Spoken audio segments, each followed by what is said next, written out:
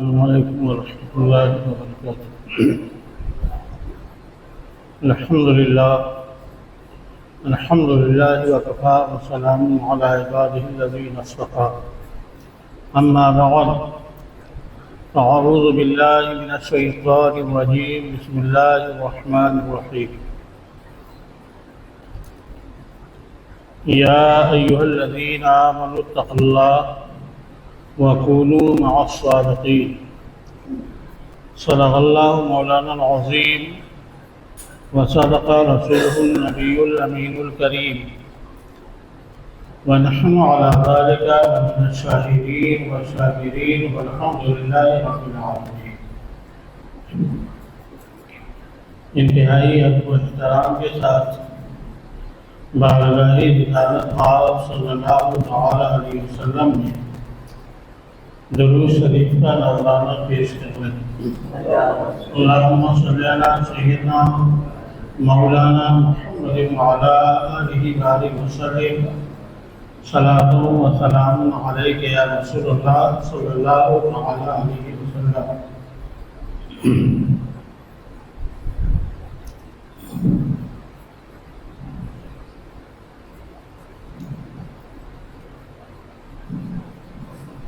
قرآن مقدس کی آیت کریمہ میں نے تلاوت کی۔ اللہ نے ارشاد فرمایا، یا ایھا الذین آمنوا اتقوا اللہ وکونوا مع الصادقین۔ اے ایمان والو، تقوی اختیار کرو اور سچوں کے ساتھ ہو جاؤ۔ اور ایک آیت میں اللہ نے ارشاد فرمایا، یا ایھا الذین آمنوا اتقوا اللہ وابتغوا الیہ الوسیلہ۔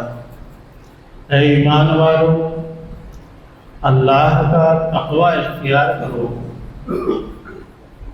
اللہ سے ڈرو اور اس کی طرف وسیلہ تلاش کرو۔ قرآن مقدس کی ان دونوں آیتوں کو اگر آپ ملا کر دیکھیں کہ ایک آیت میں اللہ نے سچوں کے ساتھ رہنے کا حکم دیا ہے، تو ایک آیت میں اللہ نے وسیلہ اختیار کرنے کا حکم دیا ہے۔ ان دونوں آیتوں کو آپ نظر میں رکھیں اور انسانوں کو دیکھیں تو آپ کو انسانوں میں دو گروہ ملیں گے۔ مسلمانوں میں دو طرح کے لوگ مسلمانوں میں ہیں۔ ایک تو ایسے ہیں مسلمانوں میں جو اپنے آپ کو مسلمان کہتے ہیں، لیکن انہیں وسیلہ سے، صالحین سے انتہائی دل ہے۔ وہ کچھ بھی نہیں مانتے،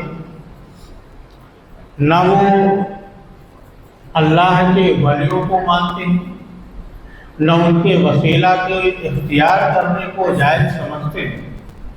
ہر بات میں کہیں تو صرف اور صرف جو کچھ مانگنا ہے اللہ سے مانگنا۔ اور آپ کو ایک گروہ ایسا ملے گا مسلمانوں میں کہ جس کو سب کو چاہیے تو بزرگوں ہی سے چاہیے۔ وہ بزرگوں کی بارگاہ میں جائیں گے، خواجہ غریب نواز کی بارگاہ میں جائیں گے، یا محبوب الہی کی بارگاہ میں جائیں گے، یا غوث پاک کی بارگاہ میں جائیں گے، تو ان کی نیت یہ ہوگی، وہ دعا یہ کریں گے کہ ہم اس لیے جائیں تاکہ ہمارے کاروبار اچھا چلنے لگے، ہمیں نوکری مل جائے، ہمیں کیا کہتے ہیں، ہمارے بیٹے کو نوکری مل جائے، ہمارا کاروبار چلنے لگ جائے، ہم بہت مالدار ہو جائے، یعنی ہر چیز دنیا کی طلب کرنے کے لیے جائے۔ ایک تو وہ ہے جو اللہ کے ولیوں کو وسیلہ تو مانتے ہیں صرف اس لیے کہ ہمیں دنیا مل جائے، اور ایک تو سرے سے وسیلہ ہی کا انکار کر دیتے، اپنی وسیلہ ہی نہیں چاہیے۔ اب دونوں آیت کو دیکھیں، اللہ تبارک و تعالیٰ نے ان دونوں آیتوں میں دونوں کو تنبیہ کی ہے۔ दोनों को बताया है कि कहा ये लोगों कि जो ये समझते हैं कि सब कुछ मज़ारों पर बुजुर्गों ही से मानना चाहिए, उसे अल्लाह ने कहा या अय्युहल्लज़ीना आमनु तक़ुल्लाह वब्तग़ू इलैहिल वसीला, ये लोगों अल्लाह के वलियों का वसीला तो इसलिए नहीं कि दुनिया मिल जाए, इसलिए जाओ ताकि तुम्हें अल्लाह मिल जाए, तुम्हें दीन मिल जाए। बुजुर्गों की बारगाह में इस नियत से हाजिर हो जाओ कि वो अल्लाह के करीबी हैं, अल्लाह के नेक बंदे, हम भी जाएंगे तो हमें भी नेक, हम भी नेक हो जाएंगे, हमें भी दीन मिल जाएगा, हम भी अल्लाह के करीब हो जाएंगे। तो अल्लाह के करीब होने के लिए दुनिया अल्लाह के महबूबों की बारगाह में जाओ, अल्लाह के वलियों की बारगाह में दुनिया के लिए न जाओ, दीन के लिए जाओ। और जो लोग कहते हैं कि बिल्कुल नहीं चाहिए, उन्हें भी तंबीह है कि ऐसा नहीं है। हे ईमान वालों, अल्लाह से डरो, कूनू मअस सादिकीन, और सच्चों के साथ रहो।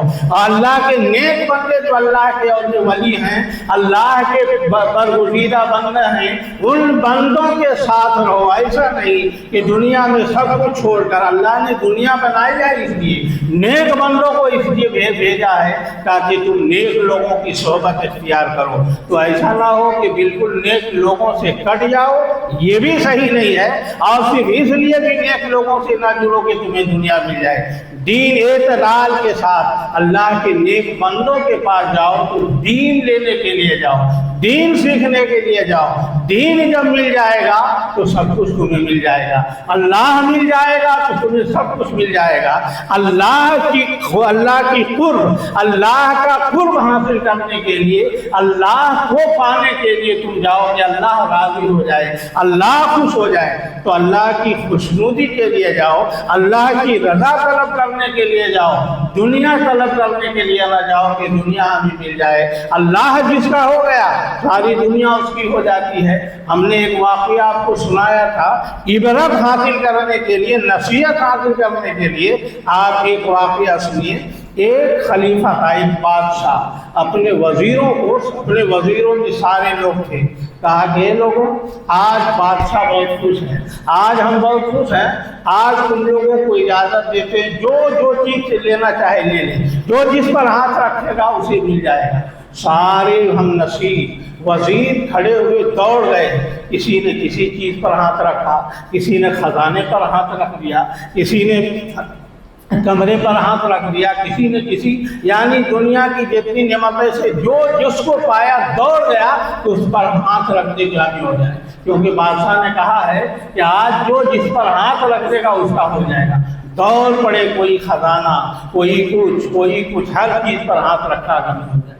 उसी में से एक गुलाम, सियाह फाम, कोई खूबसूरत बदसूरत गुलाम खड़ा रहा। सारे लोग दौड़ गए सामान लेने के लिए, लेकिन वो खड़ा रहा। बादशाह ने कहा तुम्हें कुछ नहीं चाहिए, तुम भी जिस पर हाथ रख दोगे तो तुम्हें भी मिल जाएगा। वो इत्मीनान से आगे बढ़ा, खामोशी के साथ आगे बढ़ा और बादशाह की पीठ पर हाथ रख दिया। बादशाह ने कहा क्या मतलब? बादशाह ने कहा ये क्या मतलब? मैंने तो कहा कि जो जिस सामान पर हाथ रखेगा आज वो उसका हो जाएगा। तो सारे लोग सामान पर हाथ रख, तुम मेरी पीठ पर हाथ क्यों रख रहे? तो बहुत प्यारा जवाब दिया था नसीहत हासिल करने के लिए। उसने कहा कि बादशाह सलामत, आपने कहा है कि जो जिस पर हाथ रखेगा उसका हो जाएगा। तो हमने चाहा कि जो मेरे दिल में ख्याल आया कि जो आदमी दौड़ कर गया, जो जिस चीज पर हाथ रखा उसको वही मिलेगा, एक मिलेगा। जो दूसरे पर हाथ रखा उसे बस वही एक मिलेगा, दूसरा नहीं मिलेगा। तो हमने ये सोचा कि ये एक चीज पर हाथ रखने की जरूरत क्या है, सीधे बादशाही पर हाथ रखो कि बादशाह अगर हमारा हो गया तो बादशाह की सारी चीजें हमारी हो जाएगी, बादशाह हमारा हुआ सारी चीज हमारी होगी। ये इबारत है कि तुम अगर पकड़ना चाहो तो एक अल्लाह की इबादत करो और उसी वही तुम्हारा मंजूर नजर हो। जहाँ जाओ तो तुम्हारे दिल में हो कि अल्लाह का कुर्ब मिल जाए, अल्लाह राज़ी हो जाए, अल्लाह हमें मिल जाए। अल्लाह जब तुम्हें मिल जाएगा, खुदा मिल जाएगा, तो खुदा की खुदाई तुम्हें अपने आप मिल जाएगी। दुनिया तो तुम्हारे कदमों में हो जाएगी, तुम अल्लाह के नेक बंदे हो जाओ। अल्लाह के करीबी औलिया किराम क्या है? یہ اولیاء کرام دنیا طلب نہیں کیا، ان لوگوں نے اللہ کا قرب طلب کیا، اور اللہ کے اتنے قریب ہوئے کہ ساری دنیا ان کے قدموں میں آ گئی۔ یہ اللہ کی بارگاہ میں قدم بوس ہوئے، یہ اللہ کی بارگاہ میں اپنے پیشانی کو جھکایا تو ساری دنیا ان کے قدموں میں آ گئی۔ تو ایک اللہ، تو اللہ کے بزرگوں کی بارگاہ میں جاؤ تو اس نیت سے جاؤ کہ ہمیں دین مل جائے، ہمیں دین۔ یہ اللہ کے نیک بندے کس لیے آئے؟ دین دینے کے لیے آئے، دین پھیلانے کے لیے آئے، تو ان کی بارگاہ میں جانے والے بھی دین کی نیت سے جائے کہ ہمیں دین مل جائے۔ دین اگر مل گیا تو دنیا تو اپنے آپ ملے۔ دنیا کیا چیز ہے؟ دنیا کی تو کوئی حقیقت نہیں ہے۔ ایک روایت میں آیا ہے کہ دنیا کی حقیقت جس کے طرف تم بھاگتے ہو وہ دنیا کی حقیقت کیا ہے؟ کہا دنیا کی حقیقت اللہ کے نزدیک مکھی کے ایک پر کے برابر بھی نہیں۔ اگر مکھی کے ایک پر کے برابر بھی اہمیت دنیا کی ہوتی تو اللہ تعالیٰ کسی بھی مشرک کو، کسی بھی انکار کرنے والے کو دنیا سے ایک قطرہ پانی پینے نہیں دیتا۔ تو دنیا کی کوئی حقیقت نہیں ہے۔ دنیا ایک بلبلہ سے بھی زیادہ اس کی حقیقت نہیں ہے۔ ایک بلبلہ اٹھا پانی کی، اس کی کیا حقیقت ہے؟ اسی پر آئیے ہم آپ کو دکھاتے ہیں۔ یہ مہینہ چل رہا ہے غوث پاک رضی اللہ تعالیٰ کے نام سے منسوب ہے، شیخ عبد القادر جیلانی، سلطان الاولیاء، سید الاولیاء، پیروں کے پیر شیخ عبد القادر جیلانی رضی اللہ تعالیٰ آخری وقت میں اپنے بچوں کو جب بلایا تو آپ کے بیٹوں نے کہا کہ والد گرامی کچھ نصیحت کر دیجیے۔ غوث پاک کی اولاد نے کہا کہ والد گرامی کچھ نصیحت کر دیجیے ہمیں۔ تو غوث پاک نے جو وہ نصیحت کی ہے اپنے اولاد کے لیے، وہ ہم سب کے لیے سبق ہے، ہم سب کے لیے درس ہے۔ غوث پاک نے کہا ہے میرے بچوں سنو، ہر حال میں تم یہ سمجھنا کہ لا فاعل الا اللہ، لا رازق الا اللہ، لا خالق الا اللہ۔ یہ میرے بچوں یقین جان لو کہ تمہارا رب ایک رب ہے، کوئی بھی اس کے علاوہ دینے والا نہیں ہے، کوئی بھی موصر حقیقی نہیں ہے۔ جو بھی دے گا تو تمہیں وہ رب دے گا، رب کے علاوہ کوئی دنیا میں تمہیں دینے والا نہیں۔ تم اپنا یقین اور ایمان بنا لو کہ اس کے علاوہ کوئی دینے والا نہیں ہے، اس کے علاوہ کوئی تمہارا کوئی خالق نہیں ہے، اس کے علاوہ تمہارا کوئی مالک نہیں ہے۔ جب بھی ہو تو اسی کی نیت لگاؤ، اسی کی طرف توجہ لگاؤ۔ یہ دنیا کے جو بزرگ ہیں انہیں وسیلہ ضرور بناؤ کہ اللہ تیرے نیک بندے ہیں، ان بندوں کے صدقے میں ہمیں اللہ دین عطا فرما، ہمیں تو راضی ہو جائے۔ تو یہ بزرگوں کا وسیلہ ضرور لو، لیکن اس کے وسیلے سے تمہاری نگاہ اس ذات پر ہونی چاہیے، تمہاری نگاہ اس رب پر ہونی چاہیے۔ ان بزرگوں کے صدقے میں بھی مانگو، وسیلہ بناؤ تو دین کے لیے وسیلہ بناؤ۔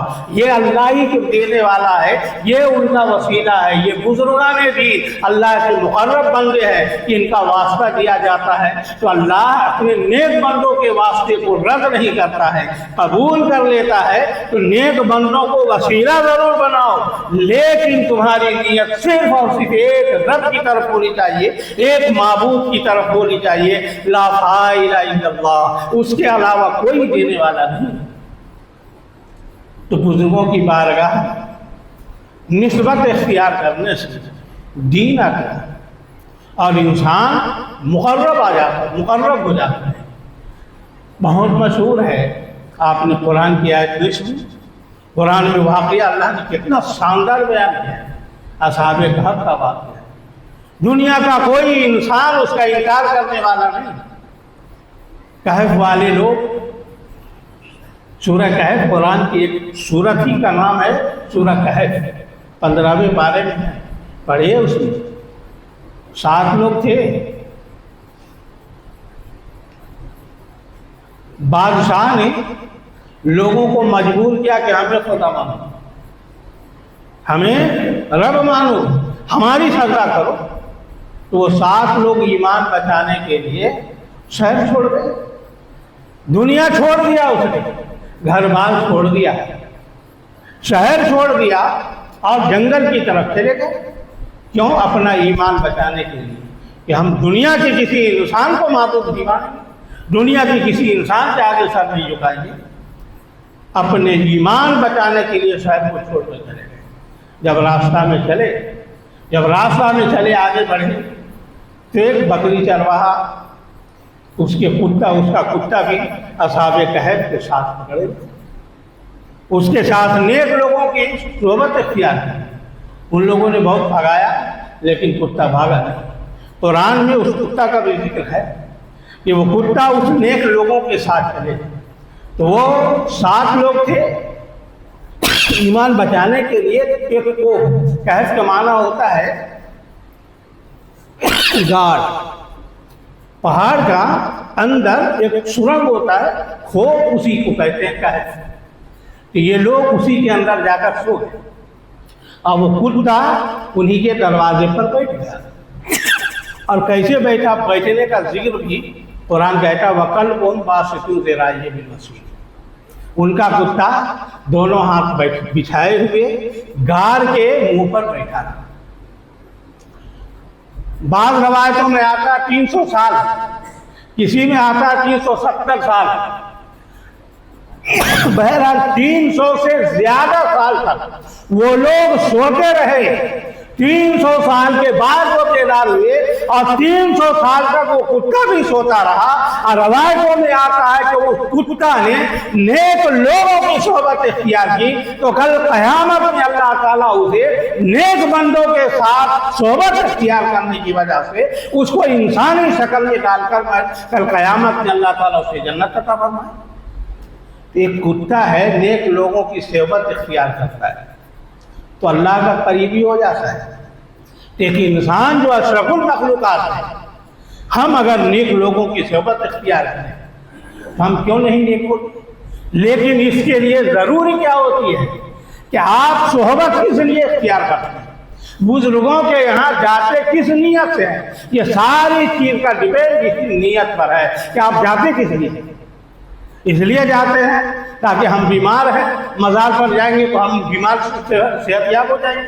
ہمارے گھر میں کوئی مرض ہے، ہم جائیں گے تو ٹھیک ہو جائیں گے.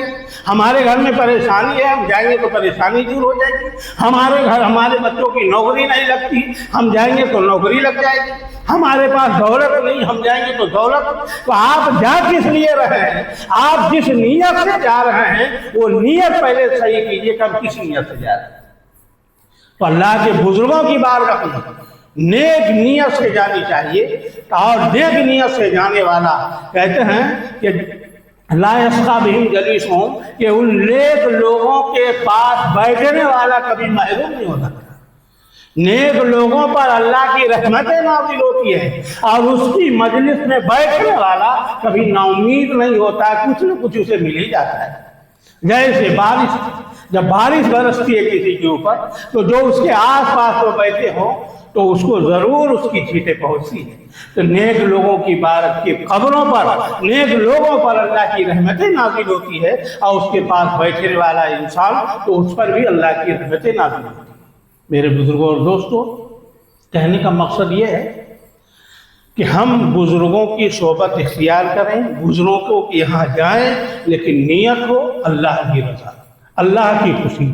دین لینے کی نیت سے جائے اور دین لینے کی نیت سے جائے کہ اللہ راضی ہوگا، اللہ ہمارا ہوگا. یہ دنیاوی جتنی چیزیں ہیں یہ سب اپنے آپ درست ہو جائے گی. اللہ تعالیٰ دنیا کے تمام معاملات ہمیں ٹھیک کرے گا، لیکن نیت ہمیں صحیح ہونی چاہیے. اللہ تعالیٰ سے دعا ہے کہ ہم سب کو ان بزرگوں کے فیضان سے مالا مال فرمائے اور بزرگوں کی صحبت نیک نیت کے ساتھ اختیار کرنے کی توفیق عطا فرمائے. جو حضرات سنتیں نہیں پڑھیں وہ سنتیں پڑھ لیں. السلام علیکم.